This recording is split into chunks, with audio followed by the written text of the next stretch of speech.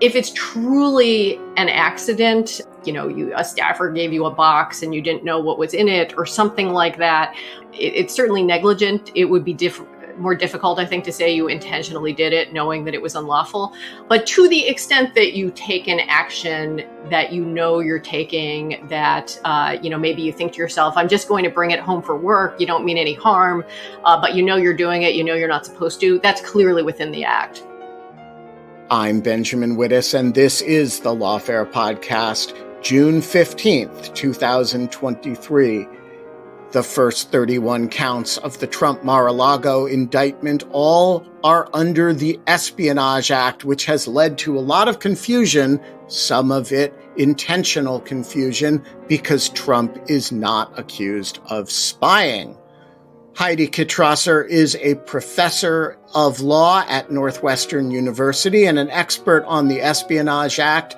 She wrote a recent piece in Lawfare about the Espionage Act and its history of prosecutions during the Trump administration. She joined me in the virtual jungle studio to talk about the law, its history, the problems with it, and how overbroad it is in some areas, and why none of those areas implicate the Trump indictment.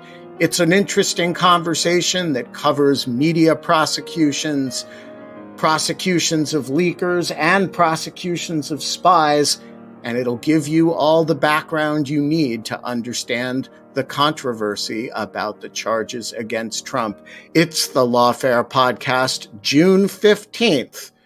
We need to talk about the Espionage Act. Heidi, I want to start with the long, weird, tortured history of the Espionage Act and how it came to be quite as broad as the statute that you complain about in your piece on Lawfare the other day. When was the Espionage Act passed, and what were the circumstances that led Congress to adopt such a amazingly broad criminal statute? Yeah, the best histories that are out there seem to suggest that the statute came out so broadly, in part just out of a combination of Congress rushing, not fully understanding the consequences of what they were doing, and different people, deciding to believe whatever interpretations they wanted to believe. So basically, the act first passed, it was enacted in 1917 on the eve of the U.S. entry into World War I. And the one clear sort of takeaway from the legislative history of the time was that everyone was on board, everyone who was on board with the law was at minimum on board with the idea of going after classic espionage, going after spying for foreign governments or enemies of the United States. The confusion arises, as we see, in what are today sections 793D and E, which, if you just look at the text of the statute, really do appear to cover everything from whistleblowing to the media in both D and E to, possibly press publications themselves very chillingly in 793E.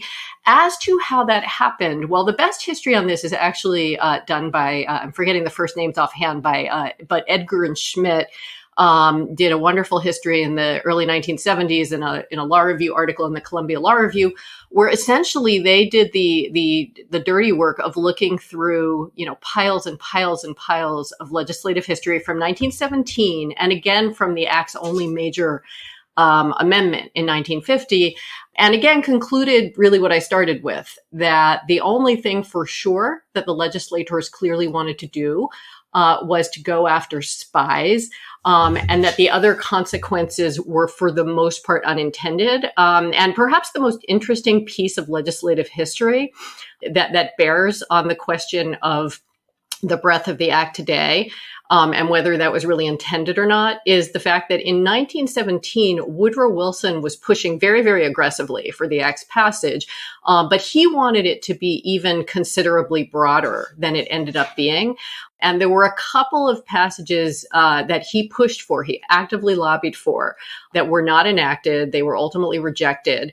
And one of the passages was a passage that would have permitted the president to essentially designate categories of information that would count as the information that the act refers to when the act refers to national defense information. And Congress actually rejected that. But that is effectively the act today, where the nature of the information effectively is defined, the nature of the information that's covered effectively is defined through the classification system. Sort of implicit in what I was just saying is the fact that the act predates the classification system. The classification system, we didn't have a classification system until essentially the middle of World War II, and we did not have a peacetime classification system in 1951. And so that is just one additional very important reason for why the act today is, I think, especially such a mismatch from what was intended back in 1917. Yeah, and of course, it also explains why the statute forbids the unauthorized disclosure of national defense information, not of classified information. Exactly. All right, so you've set this up beautifully. You've given us a lot to chew on. So let's start chewing. One of the complaints about the Trump indictment, and I think this one is mischievous and, not a good faith complaint, but it does require a little bit of unpacking, is that he's been charged under the Espionage Act, but he is not charged with espionage. And that is, of course, because the Espionage Act, almost everybody except spies who's charged under the Espionage Act is not charged with espionage, because the Espionage Act covers a set of activities that is much broader than spying. So unpack that for us. What are, broadly speaking, the list of things other than stealing material, classified material, and giving it to a foreign government, i.e. spying?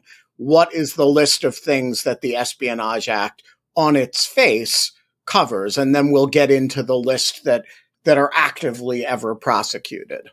Sure. So the part of the act under which Trump is charged is 793E. And that is a part of the act. I should have put the language right in front of me, but I'll have to paraphrase because I don't have it right in front of me. But it essentially criminalizes the conveyance, but also the retention. And retention is really the relevant part for purposes of Trump's indictment. It criminalizes the conveyance or the retention of what the act calls national defense information. And for the conveyance component, it's the conveyance of it to one who is not entitled to receive it. And then the only other aspect of the act and for the retention requirement, I should say, the additional gloss on that is if one retains it essentially without authorization and refuses to return it upon request by someone who is authorized to possess it. And then there's also a willfulness component. So what does that cover? Well, as I was sort of alluding to in the buildup, that covers a whole lot beyond spying. It covers unlawful retention if it's willful. And the way that courts have interpreted the willfulness requirement, it actually is quite broad, at least as respects documents, the retaining of documents, as opposed to the oral conveying of information, which that gets a little more complicated when we're talking about oral conveyance. And I'm happy to talk about that later if you'd like. But just sticking with documents, which is what's at issue in the Trump case, all that courts have required with respect to willfulness is essentially that the defendant intentionally did the act intentionally, in this case, retained the documents, and knew that it was unlawful. The courts have been quite clear that does not, there's no further requirement of, say, a bad faith purpose to harm the United States. One other thing I should add is that now, obviously, the words national defense information are remarkably broad. And the way courts have dealt with that over the years, because not surprisingly, that has been subject to vagueness challenges and challenges that it's overbroad. And courts have acknowledged that, just on its face, national defense information can cover, virtually any information that could in some way bear on topics relating to national defense. So to avoid vagueness and overbreadth problems, they've added 2 additional glosses to it. One is that it has to be information that one could reasonably believe, and again, I don't have the language right in front of me, but it's very loose language. It's something to the effect of that one has to be able to reasonably believe that the information could potentially harm the United States or help an enemy of the United States. And that really is so broad. It's an objective standard. It's not a subjective standard. It could apply to virtually anything, certainly anything that's classified, given its breadth. And the other requirement is that the information be closely held. And the way courts have defined this closely held requirement is they've drawn on the classification system. As we mentioned earlier, the Act doesn't talk about the classification system because the classification system did not exist when the Act was passed.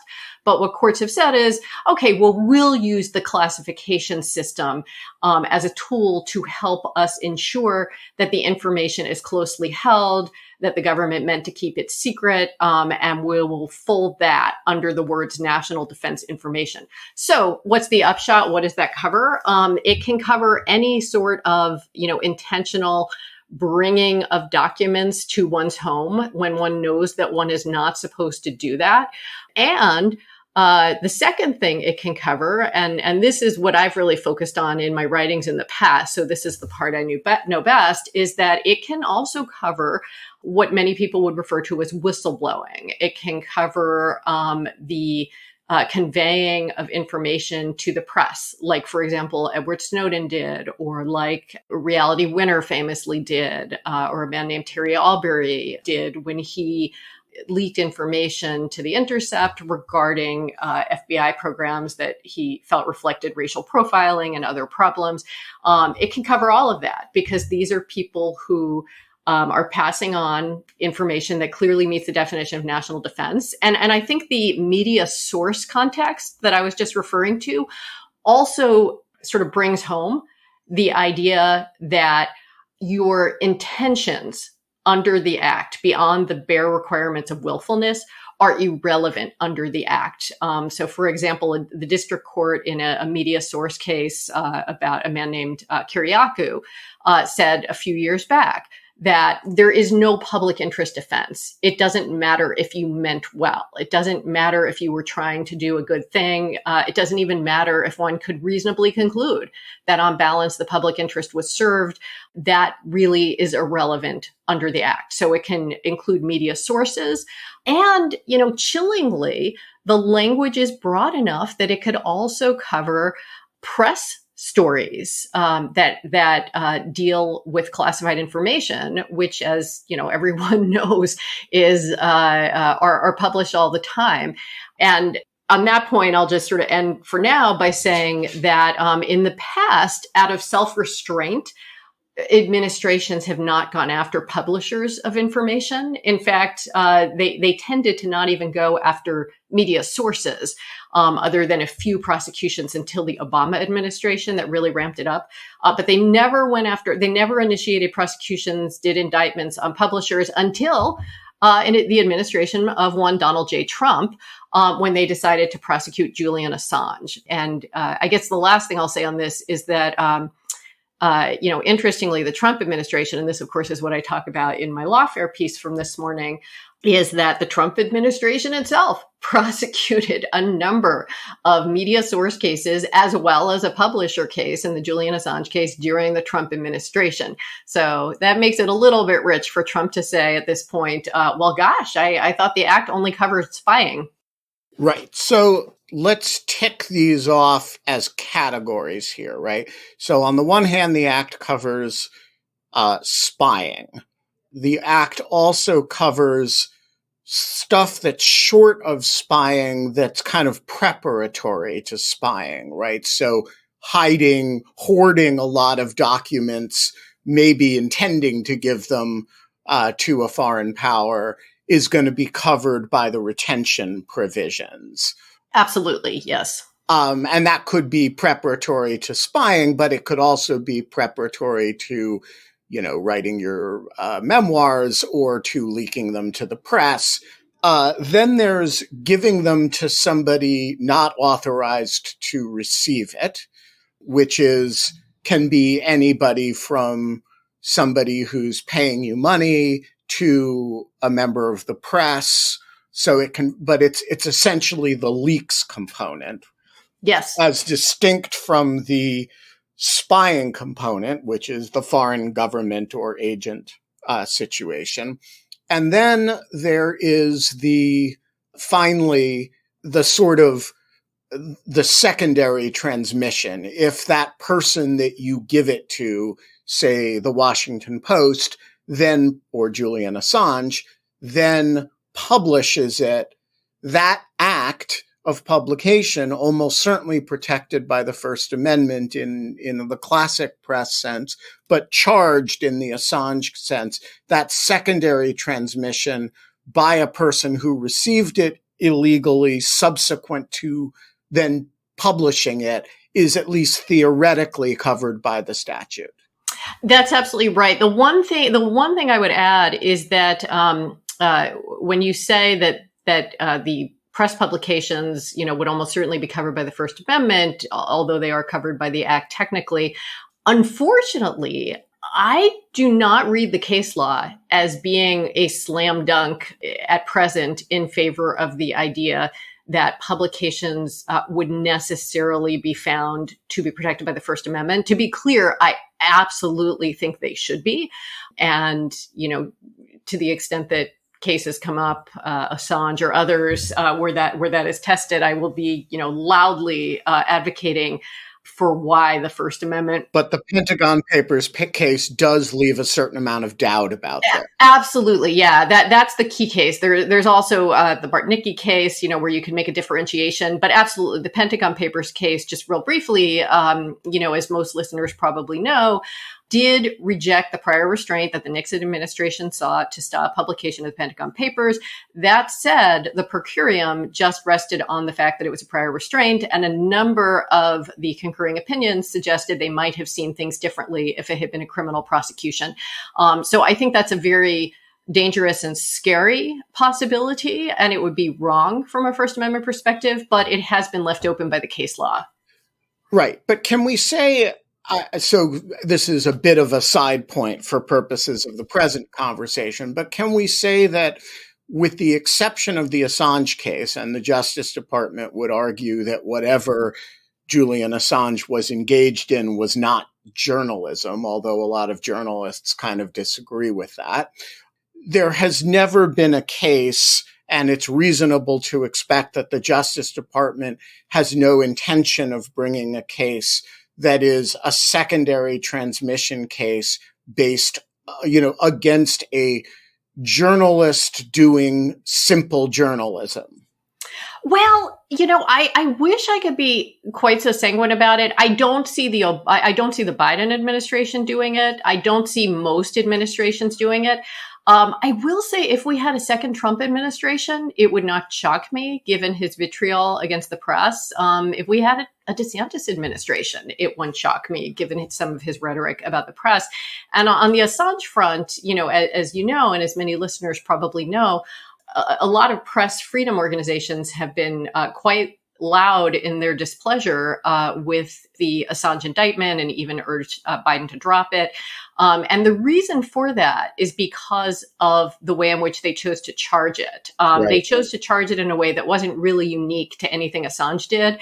Parts of it are, but the Espionage Act charge against Assange essentially charges him for cultivating a source and then publishing the information, which press freedom advocates say they're afraid that it just doesn't create enough of a distinction between, say, Assange and the Washington Post. Right, although I suspect that at trial, the evidence against Assange will have a lot more to do with his liaison with foreign powers than is charged in the indictment itself, and that that the degree to which that case is kind of a strange mixture of journalism and actual espionage, it will be much clearer at trial. I would hope that it would be much clearer at trial than it is in the indictment.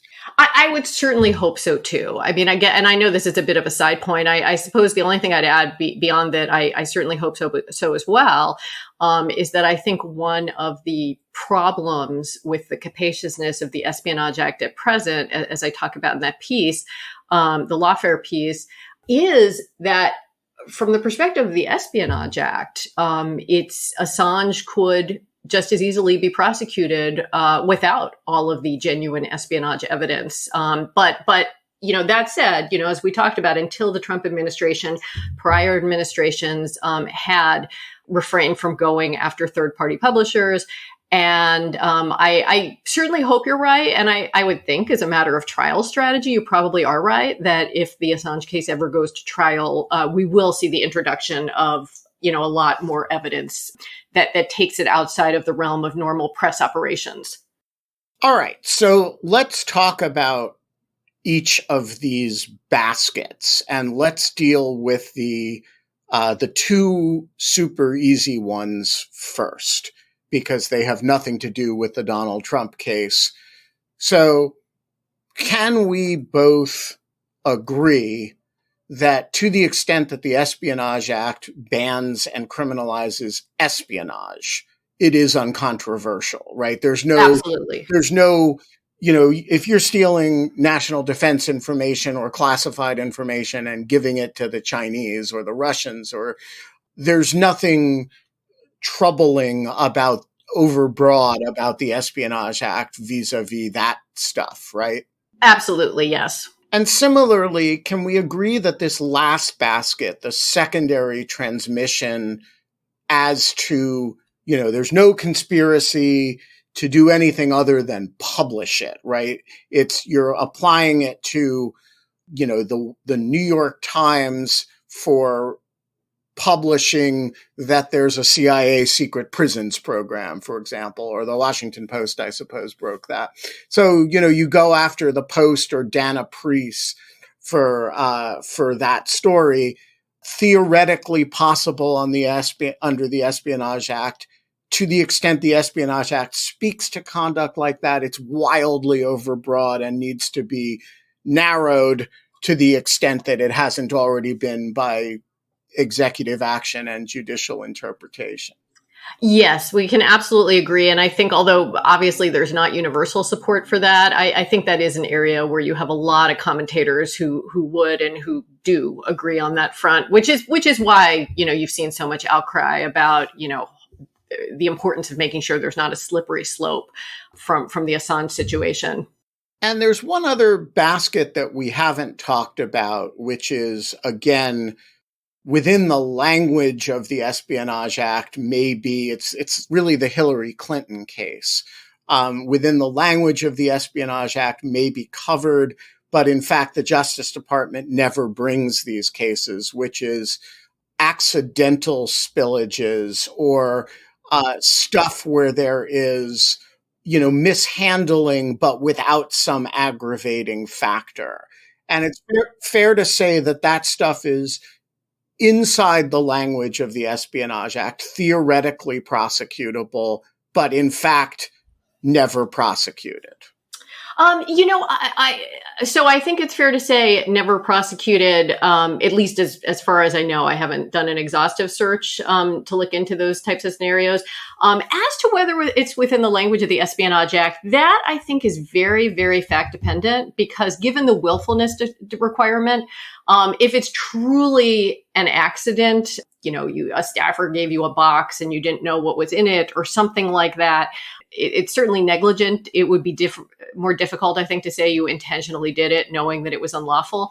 But to the extent that you take an action that you're taking, that, maybe you think to yourself, I'm just going to bring it home for work. You don't mean any harm, but you're doing it. You're not supposed to. That's clearly within the act. Right. Clearly I'm thinking about the Hillary Clinton case specifically, where they are knowingly dealing with classified information on her private server, and they're doing it for the convenience of the secretary, and she's doing it, and there's nothing malicious about it. But as Jim Comey said at the time, it was sort of recklessly irresponsible. And those cases are just typically not prosecuted. Yeah. Yes, that's right. Yes, they're clearly differentiatable. Okay, so then we come to the two types of cases that are routinely prosecuted. And I want to talk about where you think the statute is overbroad with respect to these two types of cases. And then let's talk about the Trump case specifically, because I don't think it meets either of these. I don't think it's anywhere close to the line of stuff that is or should be controversial. Yeah, agreed. So the first type of controversial case is the intentional mishandling, but there's no evidence of disclosure, right? So somebody brings home a lot of material and kind of hoards it.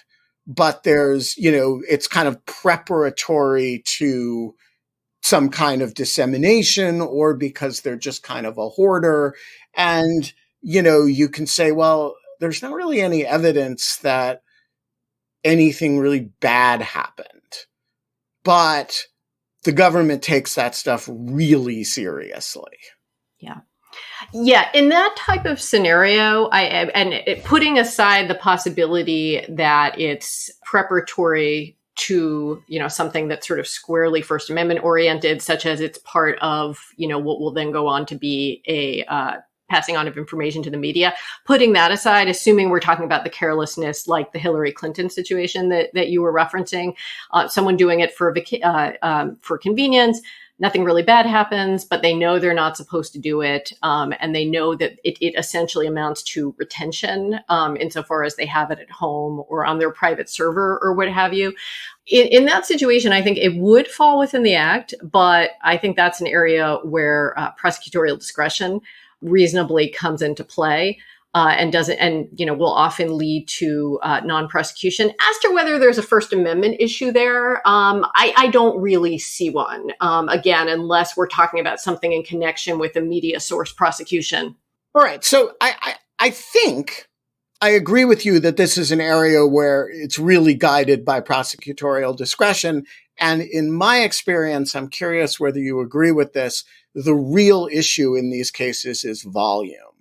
That, if you have one document at home by mistake, or one document at home and they don't know if it's by mistake, or maybe you brought it home for convenience or whatever, they're going to look at that very differently from if you have 1,000 documents at home, or if you have some very large number of, say, hundreds of documents at very high levels of classification, is going to be seen really differently from a few documents, to use the Mike Pence example, mixed in with lots and lots of other stuff and no evidence that you kind of retained it intentionally. Size matters. Yes, I think that's right. I think size matters in this situation. And I also think, as you just sort of suggested with the way you phrased the Mike Pence example, also, in some of these cases, the willfulness is just not so clear cut, right? If it truly was accidental, then it's not even clear it fits within the statute, right? But even to the extent that you get past that hurdle, I think that's right. I think that the size matters.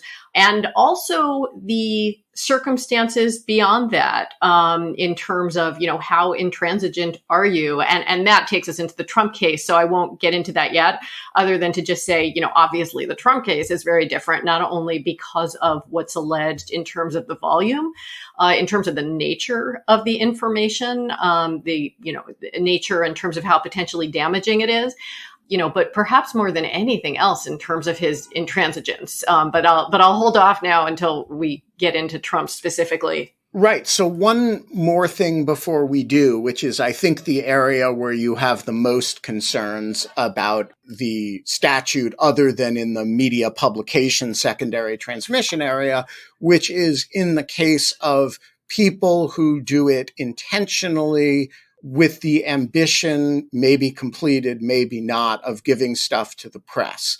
So I guess I'm, putting on my apologist for the national security state hat.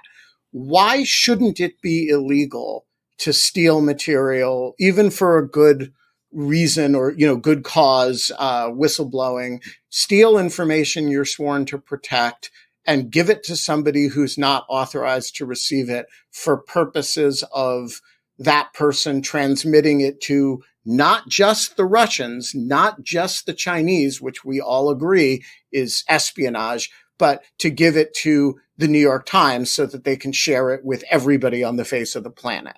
Why shouldn't that be illegal? Yeah, that's a really hard and important question. And as I talk about in the piece, and as I've the Lawfare piece, and as I've written about at length elsewhere, I do think that the act is overbroad in that respect, and that at minimum there should be a public interest defense or some sort of First Amendment balancing that I wish that I would have liked to see courts bring into the mix. As to the why of that, because I know that's a tough question, I guess I would answer it in two ways. So first, let me try to give just the sort of one or two sentences, and then I'll elaborate just a tiny bit more.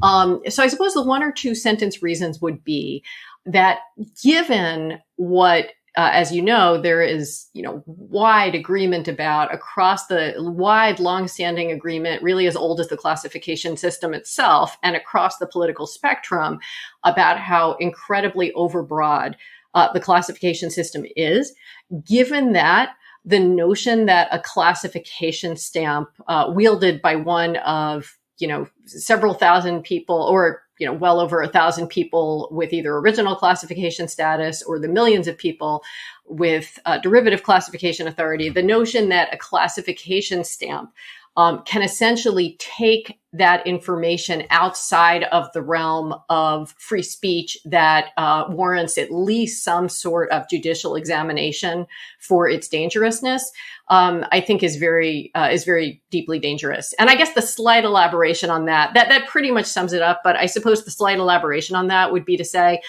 if we just step back and, forget about the classification system for a minute and look at the way courts traditionally apply the First Amendment to restrictions on speech. Normally, a court will say, if somebody is told, oh, you can't, you have to go to jail because you said this thing and it's very dangerous, you riled up a crowd, or you passed out this pamphlet and you shared information that's considered dangerous. Normally, that would be extraordinarily difficult for the government to justify because that's a content-based restriction. It would either have to fall into an unprotected speech category, for example, if it were incitement, that the person intends to cause and is imminently likely to cause unlawful activity. Either it would have to fall into that very difficult category, or the government would have to show that it falls under a law that is the least restrictive means to achieve a compelling government interest. As soon as one is working with classified information, all of that goes away. And under the Espionage Act, and without too much adjustment, the way courts, for the most part, have treated it, that just takes it entirely outside of the First Amendment. And I think that's really problematic. I guess the one thing I would add, because I take your point about the fact that we're talking about government employees who, not only government employees, but national security employees or contractors who, sign multiple documents indicating they know their obligations about classified information. So I take the point that should put these people in a different category who have, essentially signed away what might otherwise be their free speech rights to freely talk about what they did at work. And there I would say that I think courts have the right idea when they say, look, you can't completely waive away your First Amendment rights in all settings because there's also a public interest in the information. And that's also true of government employees. Now, it's true that, government courts treat national security employees. They sort of put them in an exceptional category where they don't apply the usual rules. But I really think very similar reasoning applies, that there's a strong public interest information in a lot of what goes on in government and that government employees learn about. And although they certainly don't have unbridled license to say whatever they like, especially involving national security information, I think some degree of protection is appropriate.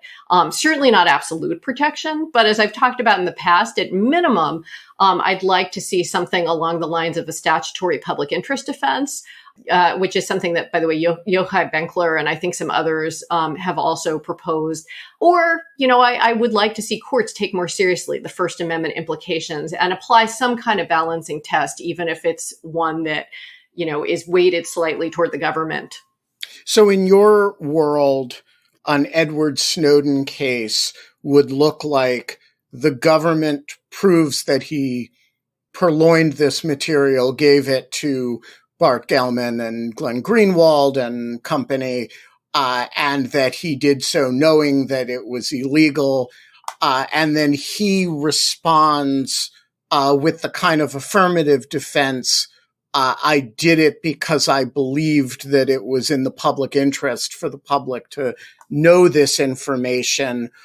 I guess my question is, what is the jury then asked to decide, whether he believed that in good faith or whether he was right, that it was as in if they determine, well, it's kind of like a stand your ground law, where, hey, I reasonably believed that, this guy was a threat to me, so I shot him, is good enough in some states as an affirmative defense. Is the standard whether you actually believed it, or is the standard whether it was in fact in the public interest for it to become public? Right. So I think the standard has to be an objective one, particularly when, you're talking about potential national security implications. It's not enough that somebody meant well, however wrongly. But yes, I think that, and I think that this would ideally be mapped out by statute, although courts could certainly sort of help refine it further through either, statutory interpretation, or to the extent they're looking at it from a First Amendment perspective through constitutional common law analysis. But, factors could include things like to what extent did the person leak without reviewing, right, what the material was? Did they leak a few discrete documents that they had reason to believe showed wrongdoing, for example, that they reasonably believed showed wrongdoing? Or did they leak, thousands of documents that it turned out included some really damaging things, most or all of which were not particularly in the public interest? All right. So I am totally not with you on the standards of reform here. Darn it. I thought I'd convince you. No. But fortunately, we actually don't need to resolve this argument, which is a fascinating discussion and very worth having. But I think we can actually save it for another day, because I think we both agree that the allegations in the Trump indictment are solidly on the side of whatever defenses you created would not apply to the conduct at issue in the Trump indictment. Is that fair? Absolutely fair. With, of course, the lawyer's caveat that all we know are at this point are, well, a lot's been reported, but we've heard some recordings and things. But for the most part, most of what we know come from the indictment. Of course, these are allegations, but based on the allegations, if we assume the allegations are true, I absolutely agree with you. This is squarely in the act. I don't see any basis for a concern that this raises questions of overbreadth, or that in my ideal world, there'd be a public interest defense. I don't see any of those problems here based on the indictment. So let's just go through. So let's imagine we reformed the statute in the fashion that would make Kitrosser very happy and Wittes very uncomfortable. And so you had a public interest defense and you had a real First Amendment limit. Presumably, this is going to sound like I'm joking, but I'm not joking at all. These are the facts alleged in the indictment. Presumably, no First Amendment limit would be challenged or would be tested by an indictment that alleged that, for example, you talked about war plans to uncleared people by way of responding to statements by the chairman of the Joint Chiefs of Staff about a possible attack on Iran, right? That's certainly how I see it. Again, assuming the allegations are true, he could certainly try to make the argument, but I don't see it passing the laugh test. And similarly, there's no public interest argument for having, a giant collection of, a couple hundred classified documents, some with SAP and SCI markings on them, stored in your bathroom.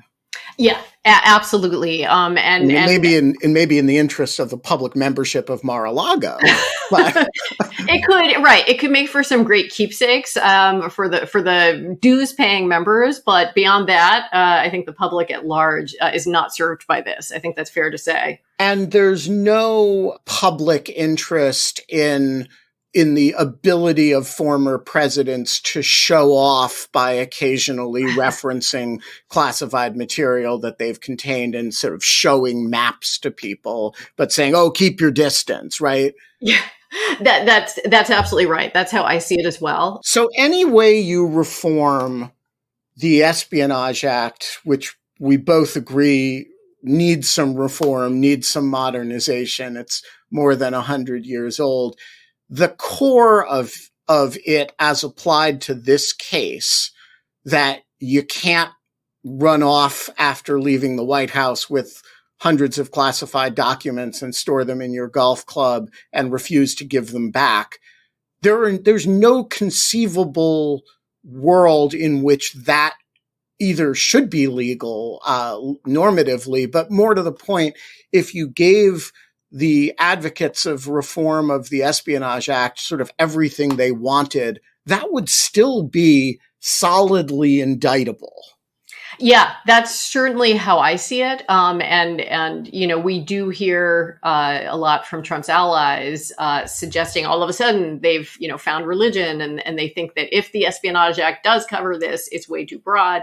I see it quite differently, that as we've discussed, there are other ways in which I think the Espionage Act is very overbroad, but I have no problem with a reformed Espionage Act that would squarely cover this.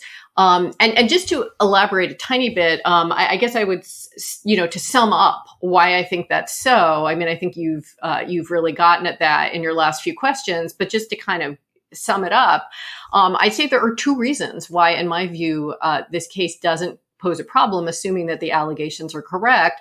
One has to do with the apparent absence of any sort of public interest factor, right? As we've discussed, that he, appeared based on the allegations to essentially be hoarding them. It's unclear why.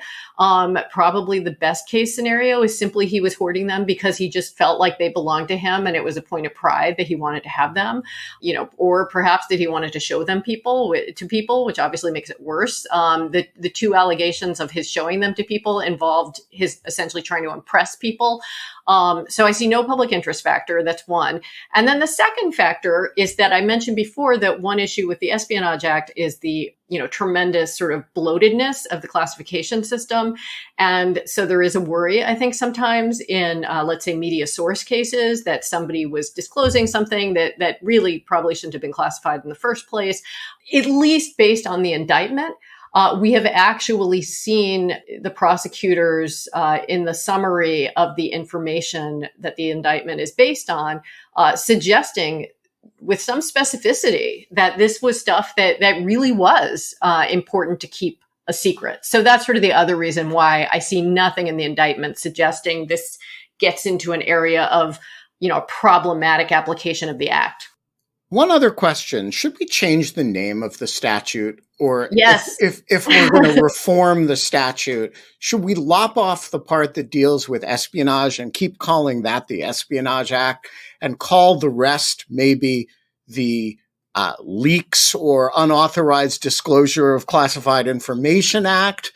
Yes, I totally agree with you. I think as we're seeing in this case, it precipitates a lot of mischief that an act that punishes so much more than espionage is called the Espionage Act. So I absolutely agree with you. What I'd like to see is the spying part lopped off, perhaps tweaked a bit to update what have you to incorporate the classification system, but made its own, much narrower Espionage Act.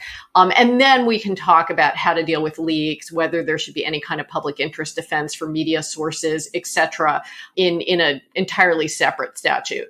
Yeah, I think that would be particularly healthy because if we called it the Unauthorized Disclosure of Classified Information Act, we could call it the UD-CIA.